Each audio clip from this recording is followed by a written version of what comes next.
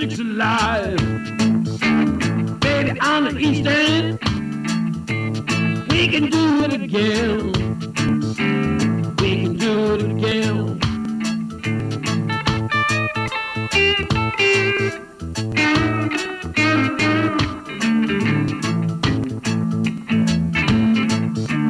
Welcome to the Hamptons. Gonna spend your time. You can have some fun.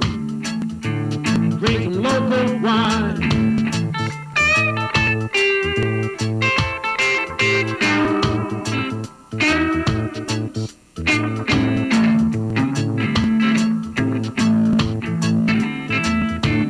Well, the locals are friendly and a place to be. You can check out old Zenbock on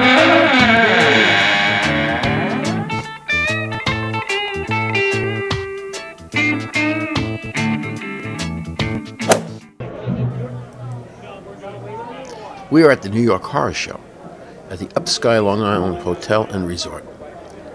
The program was recorded in Hauppauge Long Island, and this was recorded on Saturday, January 17th in the year of 2015. My son, Tibock, as well as myself, came here with the Network News and Productions and a crew of 2 cameramen. The show has the footage of 1 cameraman, Mark Zeisman. So, here we go. Sit back and enjoy on Zenbock's Forte. I got it. You got it? What do you have? You got it. Okay, you have it. Yeah. You know what we gotta do first? What do we have to do first? We gotta numb this little bugger up. Anesthesia! I'm right here. Sorry, I didn't see you. Wanna do it? No, your anesthesia? Do it. Actually, do it. Okay, here we go.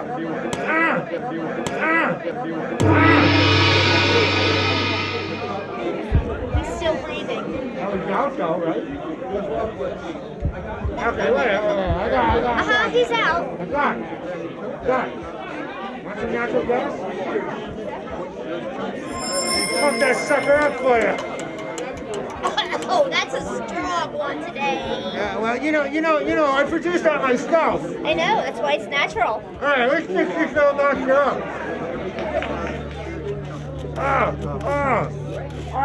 Still. Okay, we're gonna let him set. Welcome to the New York Horror Show.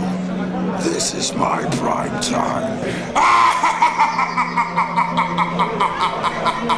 Freddy the Furnace Freak is back.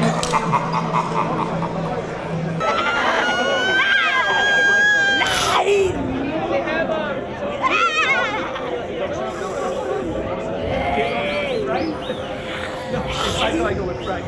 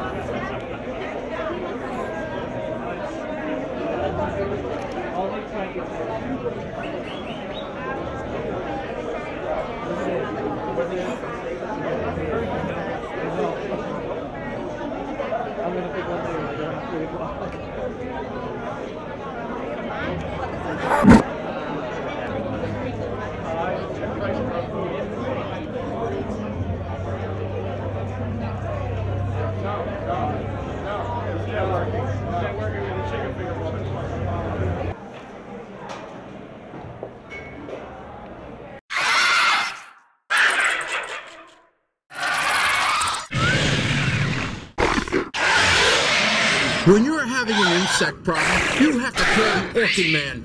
Yes, one of these babies can eat an Orkin Man very quickly. So call us at Orkin Man and get rid of your pest problem.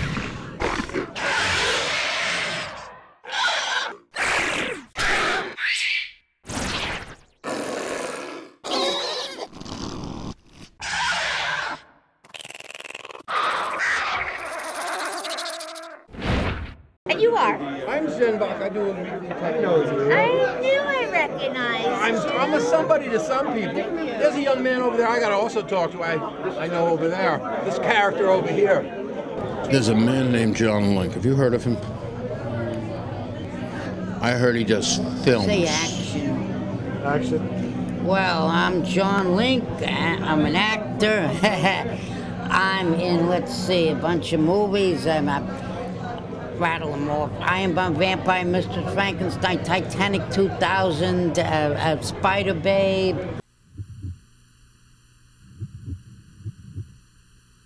I never asked for this to happen to me, but I like it. Patricia Porker was the typical girl next door. Go! She was smart. Great, thanks for compromising my education. She was caring. You know, you really have been good to me. She was always fantasizing about boys. Smart. When bitten by a genetically engineered spider, she gets more than she could have ever wished for. Suddenly transformed into a wall-sprawling, building-bounding beauty with superhuman strength and an erotic appetite. Patricia takes the name Spider Babe. I'm a spider. And quickly warms to saving lives, fighting crime, and seducing the grateful citizens of New York City. I just need to kiss you again. So then kiss me. Little does Spider Babe know that a sinister arch enemy is plotting her downfall. Well, Spider Babe, wait till you get a load of me. Femtillion, a lithe, deadly, delectable genius with her own taste for a lustful adventure, will stop at nothing in her mad quest for world domination. The polka brat is Spider Babe.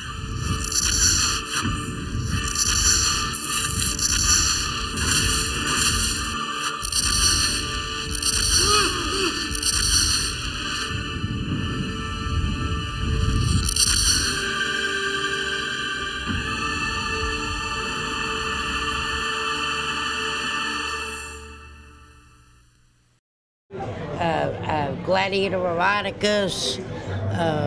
It's hard to rattle them all off. The recent ones. Blood Wings by director Victor Barnacle, which isn't finished yet. It stars Linnea Quigley, Ruby LaRocca, and me.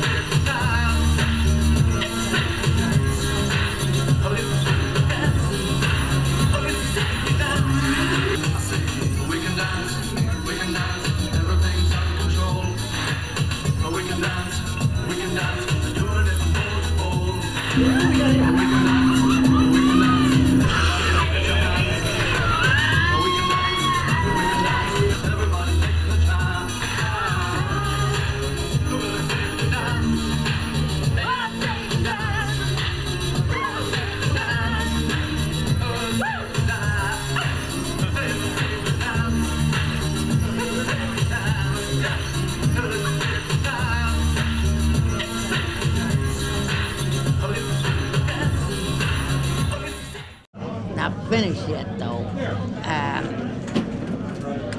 Let's see. In the Hood, that was over 10 years ago. And In the Hood with Debbie Rochon.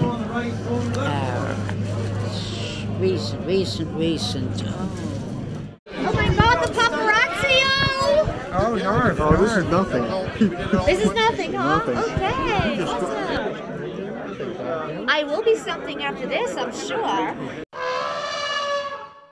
Hi, I'm Cleve Hall, Clevehall, also known as Monster Man. Cleve. Your Highness works for. Yeah. What got you? You do makeup, right? And, yeah, I make monsters. Yeah. What got you into that? Well, when I was a kid, my mother loved horror movies, and I hated babysitters, so she had to take me with her. And the first movies I saw were like Mothra and Gorgo, I think, in 1960s.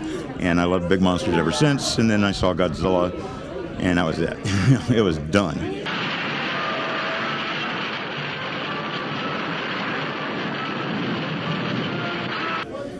Big rubber monsters. Kaiju and big Kaiju. Well, my company is called Kaiju Co. Yes, big rubber monster company. And right now it looks like there's a resurgence of Kaiju because I'm sick of zombies. I will say it. Yeah, they're kind of limited what you can do with zombies, but it looks like Kaiju's the new zombies. As Pacific Rim and the new Godzilla, people are now starting to make more big monster stuff. Yes. What was the first movie you ever did? A film called Nightmare, which was done in 1980, and it kind of became notorious because Tom Savini got credited with doing the effects and he didn't, so he sued. And I had actually done most of the effects work in Florida where they shot it, and so I guess Code Red finally put it out on Blu-ray or DVD, and I did the commentary, and I'm funny as hell. So. Well, I seen you on Sci-Fi with your show, and you seemed very funny. You looked like they you did. They didn't think I was very funny, but I did. Well, I loved it. I loved what you did, and I think it was amazing. If I recall correctly, you did one with a shark, and you were dealing with two-headed shark, as a matter of fact, for Asylum. Yeah, two-headed shark attack. It was actually a fun film because some of Asylum stuff I kind of find boring, but a lot of CG movies I find boring. That was fun because Chris Ray directed it, and he's Freddle and Ray's son, and that man knew how to make a low-budget movie. I did some for him back in the 80s that you had to screw up bad to get a retake. Like, the phone rang in the middle of one of my scenes, and I answered it, and he left it in.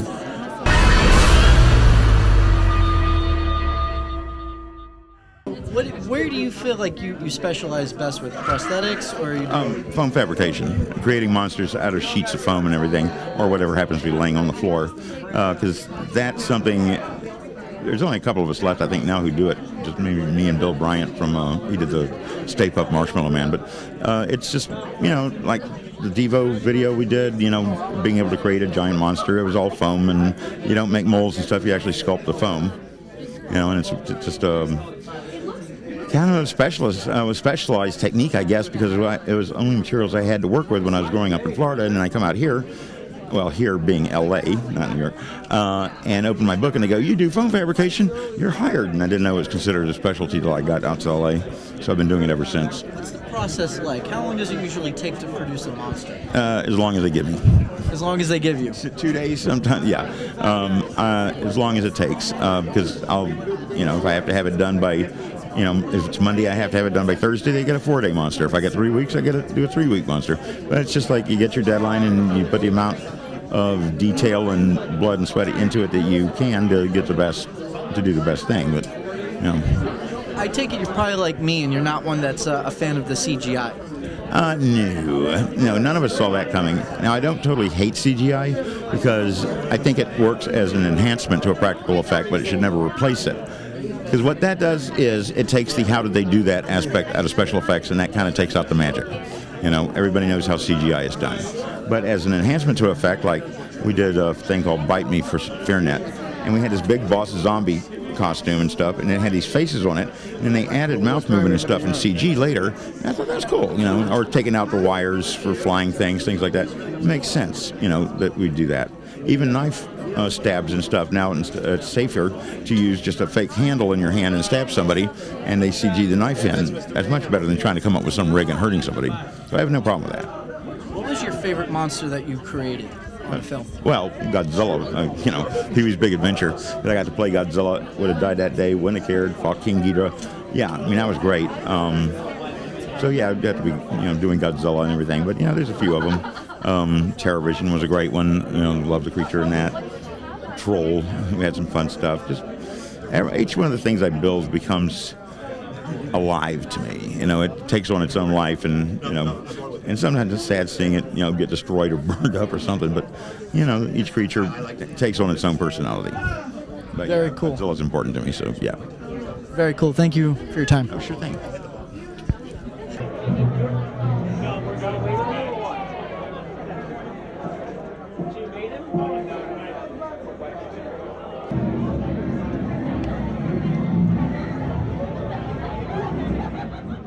I'm Zenbock, and you are? Jim Krut. Jim, you are here on Long Island at the New York Horror Show. That is correct. You found us. You came to the right place. I certainly did. I certainly You're did. Good, man. You're good. Yeah, and on your table are pictures of things that you have done. Yes. So, I want to first ask you, when did you get into this and how? Well, the first feature film I was involved with was Dawn of the Dead, the 1978 original George Romero. In 1968, George Romero brought us Night of the Living Dead. It became the classic horror film of its time. Now, George Romero brings us the most intensely shocking motion picture experience for all times. Dawn of the Dead. Night of the Living Dead has ended. Dawn of the Dead is here.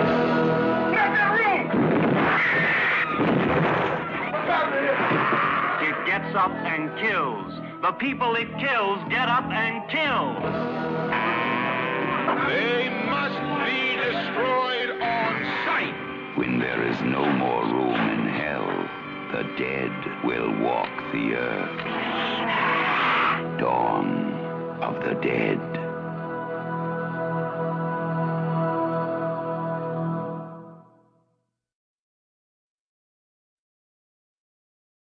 And I got into that because Tom Savini, who did all the makeup and special effects for it, he and I had gone to college together, worked in theater together. I was living in Pittsburgh. Tom called me up and he said, Jim, I've got this great role for you. George Romero, who did in 1968 the original Night of the Living Dead, is doing another film called Dawn of the Dead. And I've got this great role for you. And I trusted Tom because we, as I said, we knew each other for a number of years. He was teaching makeup and special effects at Carnegie Mellon at the time in Pittsburgh. And then at this point, he has his own makeup and special effects school, the Douglas School, advertised in a lot of horror magazines. Right. So, and we're still good friends. Yeah. I wouldn't go near him with old sausages, though. I heard he used a lot of that at one time. You know. These are, well, at the time, Tom invented and created a lot of special effects materials and techniques. The cutaway knife was wonderful. Oh, and the machete. Yeah, that stuff was really incredible. And how those effects were done. A lot of folks ask me, well, how was your shot done? How was the top of your head taken off?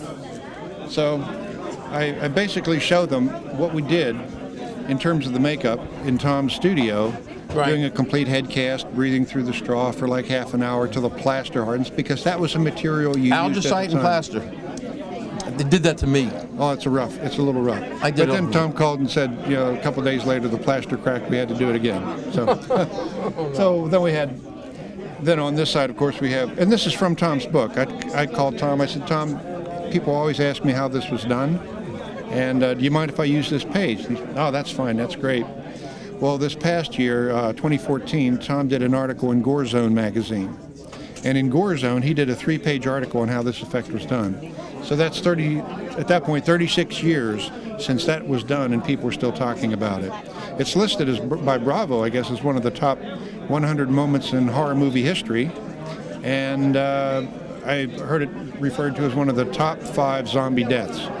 I'm okay with that. Yeah, hey, no. I had a guy from Chiller Theater who did, I'm trying to think, it was 8 masks. And he came over to his place and he did a cast for me to make the slush molds after that from my ears to my character. And my crew taped the process so I got to see what I looked like while I was in the there. process. Yes. And then we do a time lapse. And then I wrote a song called Plastered. and somebody stole my song, and it was a college hit, thinking Plastered was getting drunk. Yeah. Because I said I'm plastered, I got 20 pounds on my head, you know, and it feels cold, you know, and I can't stand, you know, and I can't see. You know, the whole process, I can't breathe. I could see how that would work. Yeah, you know, good, you know. good. Eventually, I got them to stop with that, or got me in and they stopped. But the process is very interesting until you have it done, and also that you get frowns. I got frowns on my face because your face in the plaster a little bit. Well, it was interesting. I did Farpoint convention last year. Well, no Farpoint. In Maryland. Sure.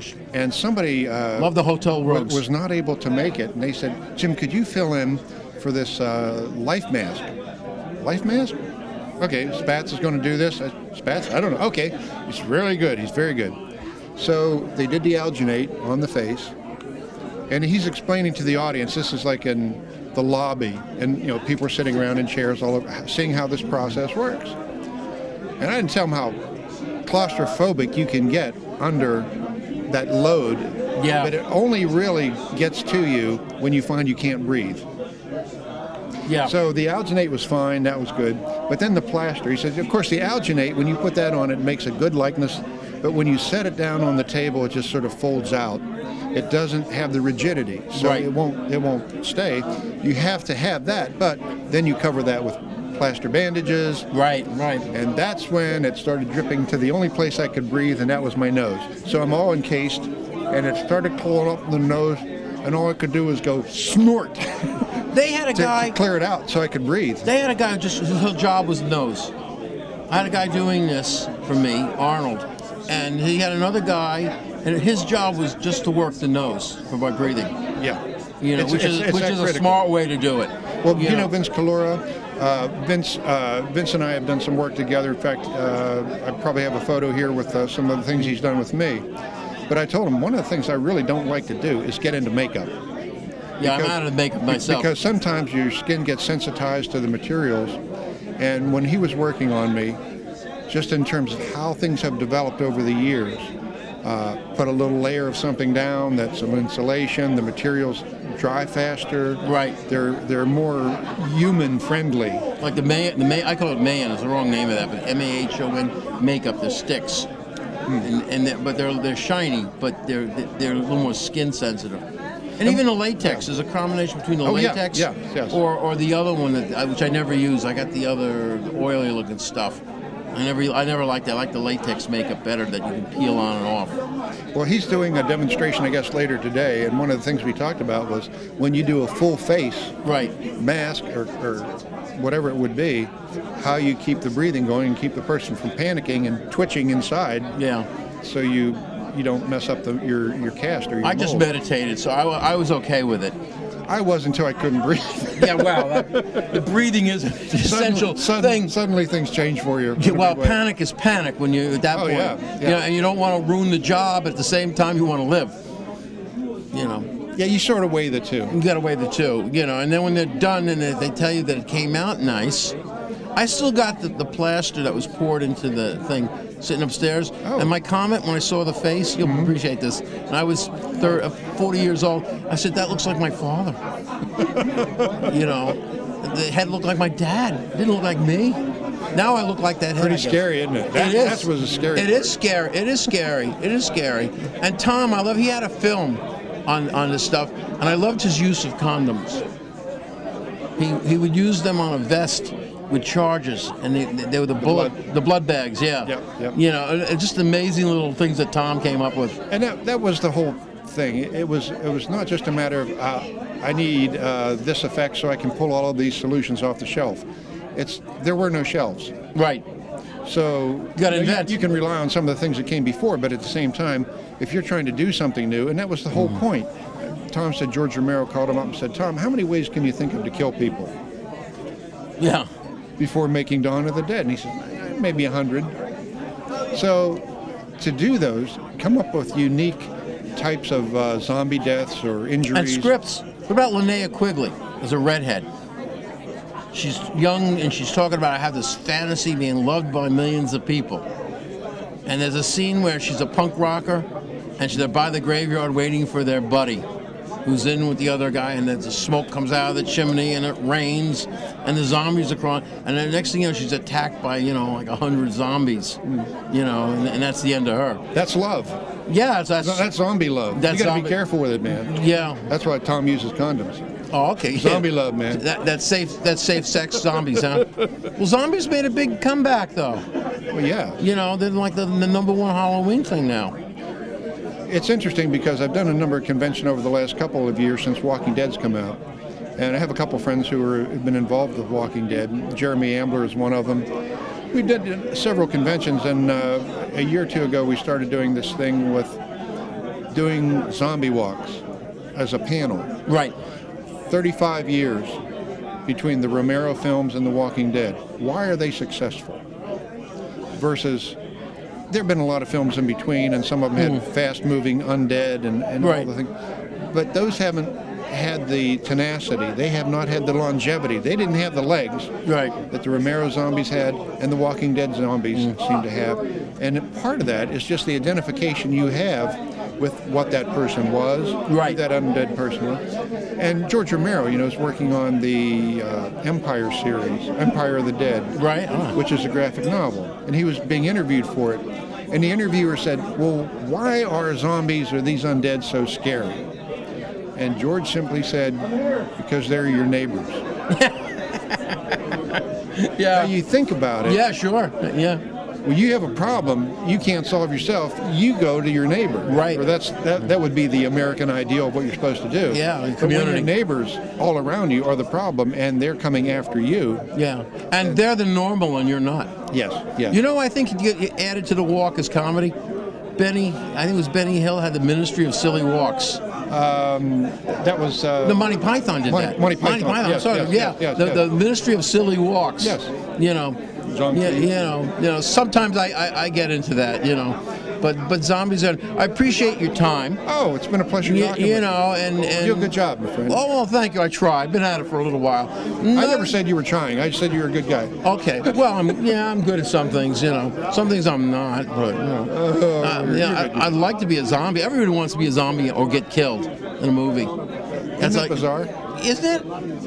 I think one of the things is that it seems like it can be iconic, it can be easy to do, and you don't have to learn lines. But it was interesting talking with my friend Jeremy, who is in Walking Dead, that they go through a zombie school. Really? Oh yeah. You don't just say, I want to be a zombie. It has to be, okay, we're going to be doing auditions, and let's see how you walk, let's see how you move, How's your what you bladder? bring to the character. How's your bladder? All that other good stuff. Yeah. So they're looking for certain things that are different, but certain characteristics.